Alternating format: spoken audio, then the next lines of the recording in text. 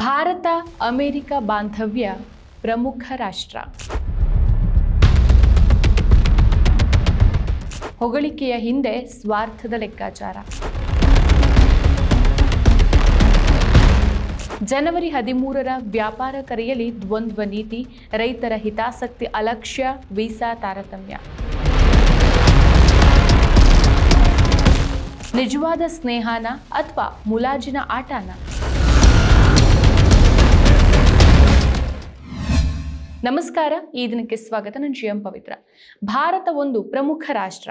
ನಮ್ಮ ಬಾಂಧವ್ಯ ಮುಂದುವರಿಯಲಿದೆ ಹೀಗಂತ ಅಮೆರಿಕದ ರಾಯಭಾರಿ ಹೇಳಿಕೆ ನೀಡಿದ ಬೆನ್ನಲ್ಲೇ ಜನವರಿ 13ಕ್ಕೆ ಭಾರತ ಒಪ್ಪಂದದ ಮುಂದುವರಿದ ಭಾಗವಾಗಿ ಮತ್ತೊಂದು ಮಹತ್ವದ ಕರೆ ಅಥವಾ ಮಾತುಕತೆ ಭಾರತಕ್ಕೆ ಬರ್ತಾ ಇದೆ. ಮೇಲ್ನೋಟಕ್ಕೆ ಇದೊಂದು ರಾಜತಾಂತ್ರಿಕ ಗೆಲುವು ಅಂತ ಬಿಂಬಿತ ಆಗ್ತಾ ಇದ್ರು ಸಹ ಆಳಕ್ಕೆ ಇಳಿದು ನೋಡಿದ್ರೆ ಇದು ಎರಡು ಮಹತ್ವಾಕಾಂಕ್ಷಿ ದೇಶಗಳ ನಡುವಿನ ಮುಲಾಜಿನ ಹಾಗೂ ಅಷ್ಟೇ ಸಂಶಯಾಸ್ಪದವಾದಂಥ ಸಂಬಂಧದಂತೆ ಗೋಚರಿಸುತ್ತೆ. ಜಗತ್ತಿನ ಎರಡು ದೊಡ್ಡ ಪ್ರಜಾಪ್ರಭುತ್ವಗಳು ಅಂತ ಕರೆಸ್ಕೊಳ್ಳುವಂಥ ಭಾರತ ಮತ್ತು ಅಮೆರಿಕದ ನಡುವಿನ ಈ ವ್ಯಾಪಾರ ಸಂಬಂಧ ನಿಜವಾಗ್ಲೂ ಪರಸ್ಪರ ಗೌರವದ ಮೇಲೆ ನಿಂತಿದ್ಯಾ ಅಥವಾ ಕೇವಲ ಅನಿವಾರ್ಯತೆಯ ಹೊಂದಾಣಿಕೆನಾ ಅನ್ನೋ ಪ್ರಶ್ನೆ ಈಗ ಗಂಭೀರವಾಗಿ ಎದ್ದಿದೆ. ಜನವರಿ 13ರ ಈ ಬೆಳವಣಿಗೆಯ ಸುತ್ತ ಹೆಣೆಯಲಾದಂಥ ರಾಜಕೀಯ ಮತ್ತು ವಾಣಿಜ್ಯ ತಂತ್ರಗಾರಿಕೆಗಳನ್ನು ಗಮನಿಸಿದ್ರೆ ಎರಡೂ ದೇಶಗಳು ತಮ್ಮ ಸ್ವಾರ್ಥಕ್ಕಾಗಿ ಪರಸ್ಪರರ ಬೆನ್ನ ಮೇಲೆ ಸವಾರಿ ಮಾಡೋಕೆ ಹೊರಟಿರೋದು ಸ್ಪಷ್ಟವಾಗಿ ಕಾಣಿಸುತ್ತೆ. ಅಮೆರಿಕದ ದೊಡ್ಡಣ್ಣನ ಚಾಳಿ ಮತ್ತು ಭಾರತದ ಮಾರುಕಟ್ಟೆ. ಅಮೆರಿಕ ಭಾರತವನ್ನ ಪ್ರಮುಖ ರಕ್ಷಣಾ ಪಾಲುದಾರ ಅಂತ ಕರೆದ್ರೂ ತಂತ್ರಜ್ಞಾನ ವರ್ಗಾವಣೆಯ ವಿಷಯದಲ್ಲಿ ಸದಾ ಜಿಪುಣತನ ಪ್ರದರ್ಶಿಸ್ತಾನೆ ಬಂದಿದೆ. ಜೆಟ್ ಎಂಜಿನ್ ಒಪ್ಪಂದವಿರಲಿ ಅಥವಾ ಸೆಮಿಕಂಡಕ್ಟರ್ ವಿಚಾರ ಇರಲಿ, ಅಮೆರಿಕ ತನ್ನ ಹಳೆಯ ತಂತ್ರಜ್ಞಾನವನ್ನೇ ಭಾರತಕ್ಕೆ ದುಬಾರಿ ಬೆಲೆಗೆ ಮಾರಾಟ ಮಾಡೋ ತಂತ್ರವನ್ನ ಅನುಸರಿಸ್ತಾ ಇದೆ. ಜನವರಿ 13ರ ಮಾತುಕತೆಯು ಇದೇ ಹಾದಿಯಲ್ಲಿ ಸಾಗಿದ್ರೆ ಅಚ್ಚರಿ ಇಲ್ಲ. ಭಾರತದ ವಿಶಾಲ ಮಾರುಕಟ್ಟೆಯನ್ನ ತನ್ನ ಉತ್ಪನ್ನಗಳಿಗೆ ಮುಕ್ತವಾಗಿಸೋದು, ಕೃಷಿ ಮತ್ತು ಹೈನುಗಾರಿಕೆ ವಲಯದಲ್ಲಿ ಭಾರತದ ರೈತರ ಹಿತಾಸಕ್ತಿಗೆ ವಿರುದ್ಧವಾಗಿ ಅಮೆರಿಕದ ಉತ್ಪನ್ನಗಳನ್ನು ತುರುಕೋದು ಅವರ ಗುರಿಯಾಗಿದೆ. ಮುಕ್ತ ವ್ಯಾಪಾರದ ಪಾಠ ಮಾಡೋ ಅಮೆರಿಕ ತನ್ನ ದೇಶದಲ್ಲಿ ಮಾತ್ರ ಅಮೆರಿಕ ಫಸ್ಟ್ ಅನ್ನೋ ರಕ್ಷಣಾತ್ಮಕ ನೀತಿಯನ್ನ ಅನುಸರಿಸೋದು ಅದರ ದ್ವಂದ್ವ ನೀತಿಗೆ ಸಾಕ್ಷಿ. ಸೊ ಅಮೆರಿಕ ರಾಯಭಾರಿಯ ಬಾಯಲ್ಲಿ ಭಾರತದ ಬಗ್ಗೆ ಹೊಗಳಿಕೆ ಮಾತುಗಳು ಬರುತ್ತೆ ಅಂತಂದ್ರೆ ಅದರ ಹಿಂದೆ ದೊಡ್ಡದೊಂದು ವ್ಯವಹಾರದ ಲೆಕ್ಕಾಚಾರವೇ ಇರುತ್ತೆ ಅನ್ನೋದು ಇತಿಹಾಸ ಕಲಿಸಿದ ಪಾಠ. ಸೊ ಅಮೆರಿಕಾಗೆ ಈಗ ಚೀನಾವನ್ನ ಎದುರಿಸೋಕೆ ಏಷ್ಯಾದಲ್ಲಿ ಒಂದು ಬಲಿಷ್ಠ ನೆಲೆ ಬೇಕಾಗಿದೆ. ಅದಕ್ಕೆ ಭಾರತಕ್ಕಿಂತ ಸೂಕ್ತವಾದ ಆಯ್ಕೆ ಮತ್ತೊಂದಿಲ್ಲ. ಆದ್ರೆ ಈ ಸ್ನೇಹದ ಮುಖವಾಡದ ಹಿಂದೆ ಅಮೆರಿಕದ ವಾಣಿಜ್ಯ ಹಿತಾಸಕ್ತಿಗಳೇ ಪ್ರಧಾನವಾಗಿರೋದು. ಭಾರತದ ವಿಶ್ವಗುರು ಭ್ರಮೆ ಮತ್ತು ವಾಸ್ತವ. ಮತ್ತೊಂದೆಡೆ ಭಾರತದ ನಿಲುವು ಟೀಕಾತೀತವಾಗಿಲ್ಲ. ಆತ್ಮನಿರ್ಭರ ಭಾರತದ ಘೋಷಣೆಗಳನ್ನ ಕೂಗ್ತಾನೆ ರಕ್ಷಣಾ ವಲಯದಿಂದ ಹಿಡಿದು ಇಂಧನದವರೆಗೆ ನಾವು ವಿದೇಶಗಳ ಮೇಲೆ ಅತಿಯಾಗಿ ಅವಲಂಬಿತರಾಗ್ತಿದ್ದೇವೆ. ಅಮೆರಿಕಾದಂತಹ ದೇಶಗಳು ಭಾರತಕ್ಕೆ ಬರ್ತಾ ಇದೆ ಅಂತಂದ್ರೆ ಅದನ್ನೊಂದು ಜಾಗತಿಕ ಮನ್ನಣೆ ಅಂತ ಬಿಂಬಿಸುವಲ್ಲಿ ನಮ್ಮ ಸರ್ಕಾರಗಳು ತೋರೋ ಉತ್ಸಾಹ ವಾಸ್ತವದ ಸಮಸ್ಯೆಗಳನ್ನ ಮರೆಮಾಚ್ತಾ ಇದೆ. ವ್ಯಾಪಾರ ಒಪ್ಪಂದಗಳಲ್ಲಿ ಭಾರತ ತನ್ನ ಸಣ್ಣ ಕೈಗಾರಿಕೆಗಳು ಮತ್ತು ಕೃಷಿ ವಲಯವನ್ನ ಅಮೆರಿಕದ ದೈತ್ಯ ಕಾರ್ಪೊರೇಟ್ ಕಂಪನಿಗಳ ಪೈಪೋಟಿಗೆ ಒಡ್ಡುವ ಅಪಾಯ ಇದೆ.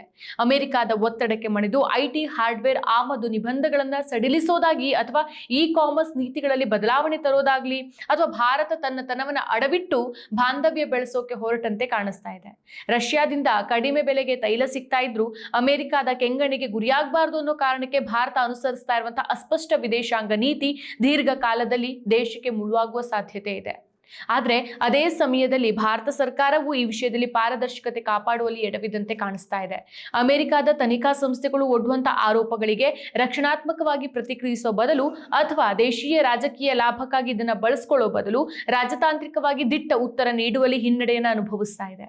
ಅಮೆರಿಕ ಒಂದ್ ಕೈಯಲ್ಲಿ ವ್ಯಾಪಾರ ಒಪ್ಪಂದದ ಆಮಿಷ ನೀಡ್ತಾ ಮತ್ತೊಂದು ಕೈಯಲ್ಲಿ ಈ ರೀತಿಯ ಆರೋಪಗಳ ಬೆತ್ತ ಹಿಡಿದು ಭಾರತವನ್ನ ನಿಯಂತ್ರಿಸೋಕೆ ಪ್ರಯತ್ನಿಸ್ತಾ ಇದೆ. ಇದಕ್ಕೆ ಭಾರತ ಮಣಿಯತ್ತ ಅನ್ನೋ ಅನುಮಾನ ಜನಸಾಮಾನ್ಯರಲ್ಲೂ ಇದೆ.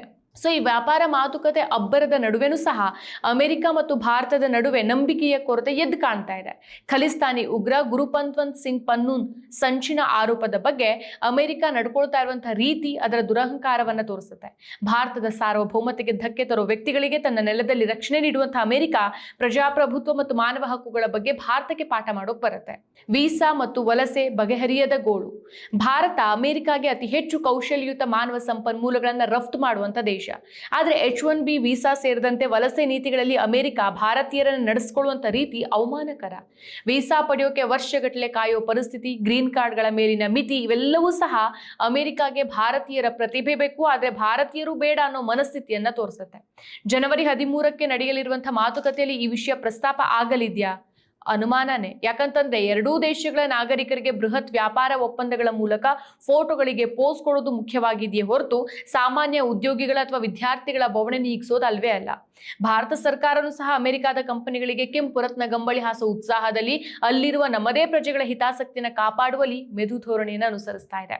ಸ್ವಾರ್ಥದ ಮೈತ್ರಿ. ಹೌದು, ಒಟ್ಟಾರೆಯಾಗಿ ಜನವರಿ 13ರಂದು ಅಮೆರಿಕಾದಿಂದ ಬರೋ ಕರೆ ಅಥವಾ ನಡೆಯುವಂಥ ಬೆಳವಣಿಗೆಯನ್ನ ಐತಿಹಾಸಿಕ ಅಂತ ಕರೆಯೋಕೆ ಸಾಧ್ಯ ಇಲ್ಲ.